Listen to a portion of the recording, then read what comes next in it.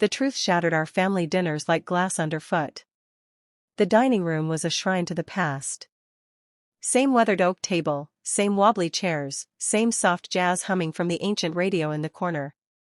Every holiday since I was 12, this room stitched us together, Ma's garlic roasted carrots, Pa carving the turkey with a precision honed in the ER. For a heartbeat, as the steam curled from the mashed peas, I almost believed we were unbroken. Then Pa slid the gravy boat my way, his eyes warm. Is the $3,000 a month covering you, Lila? My fork slipped, clanging against the plate. What money? The air turned to ice. The radio's melody seemed to falter. Pa's brow creased. He turned to Ma, who was tracing the edge of her placemat like it held a secret. What's she mean, Clara? His voice was soft but taut, like a wire about to snap. I leaned in, pulse hammering. I haven't seen a cent, Pa. Ma smoothed her placemat, her movements deliberate. I thought it was better used elsewhere. Used where? Pa's voice sharpened. For Ivy's studio, Ma murmured. Art's brutal, Daniel. She needs every chance. I blinked, the words landing like a punch. Ivy? My sister Ivy? Pa's jaw tightened. You said Lila was set. Every month. I made a call, Ma said, her tone firm now. Ivy's in New York, chasing a dream. Lila's always been tough. Tough? My voice cracked. I've been living on ramen, working triples at the diner, skipping meds to make rent. Tough doesn't mean forgotten. Ma's wineglass wavered as she set it down. I didn't know it was that rough. Did you even ask? I shot back. Pa shoved his chair back, the screech piercing the hardwood. How long, Clara? Since April, she confessed. He looked at me, eyes raw. Lila, nothing? Not one deposit? I shook my head, the weight crushing me. I asked once. Ma said the fund was dry after my loans. Pa's shoulders slumped, like he'd been gutted. I thought you were okay. I'm scraping by, I said, standing. Barely. The hallway was suffocating, heavy with echoes of old laughter. I stepped into the October chill, my breath fogging. The past year flickered past, grueling nights in chem lab, mornings bussing tables, evenings teaching high schoolers algebra. I'd patched my boots with tape, rationed ibuprofen, lived on stale bagels and instant coffee. I told myself it'd pass, just until I could breathe. Then came the night I broke. Mid-shift, juggling plates of greasy fries, the world tilted. Heat, then nothing. I woke to hospital beeps and 4 in my arm, the nurse asking for a contact. No one, I mumbled. My boss had called my parents, radio silence, he said. A week later, Ezra, my lab partner, showed up at my place with a pot of stew and a loaf of bread. You're disappearing, Lila, he said, setting it on my counter. I hadn't told him my address, he'd tracked it down.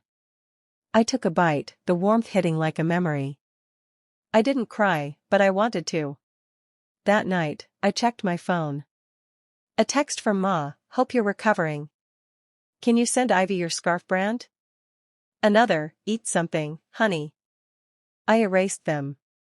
Later, I saw Ivy's Instagram, her at a Soho gallery, radiant in a velvet dress, captioned, Ma knows how to lift me up. Heart emojis flooded the comments, slay, girl.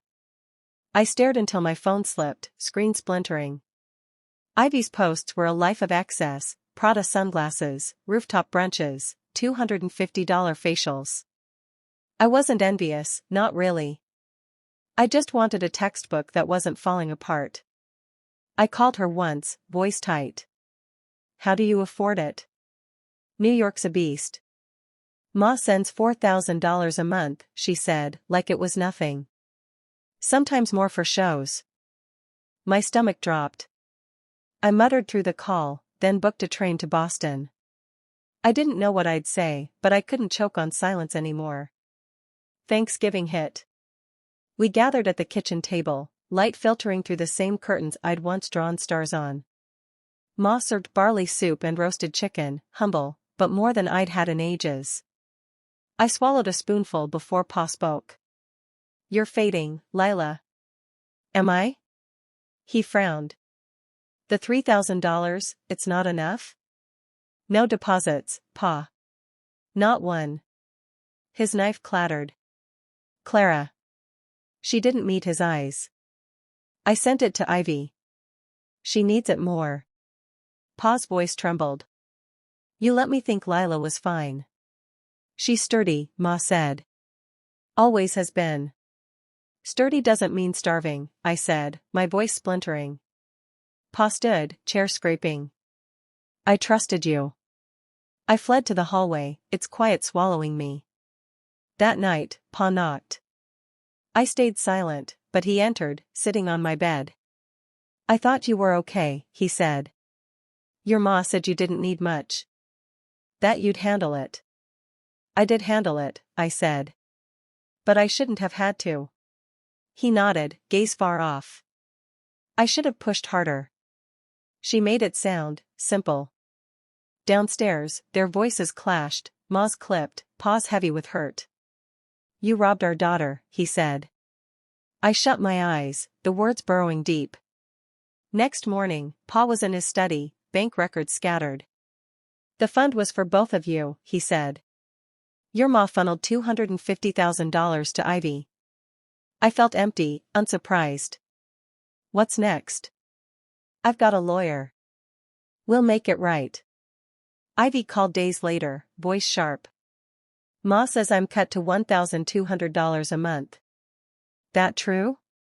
"Pa's on it now," I said. She sighed. "You think this is just?"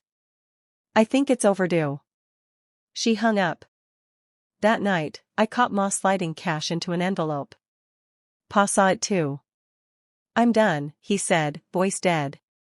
By week's end, he'd filed for separation. Back in Pittsburgh, I dropped a shift, kept tutoring, bought fresh fruit. My grades climbed.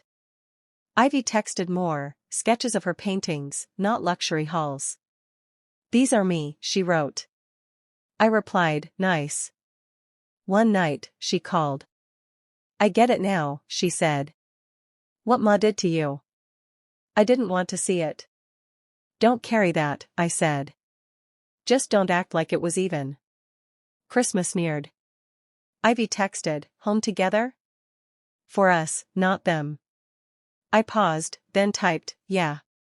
We arrived at Ma's, Pa and Ivy ahead. Ma opened the door, hair grayer, smile thin. The table held dry ham, lumpy gravy, a grocery store pie. No one brought up the past, but no one forced smiles either. It was enough. In my old room, I tucked a lab report into a drawer, beside a note from Pa, "I see you now." That's enough. Love isn't grit or quiet. It's being noticed. Some stories don't tie off neatly, they begin with truth.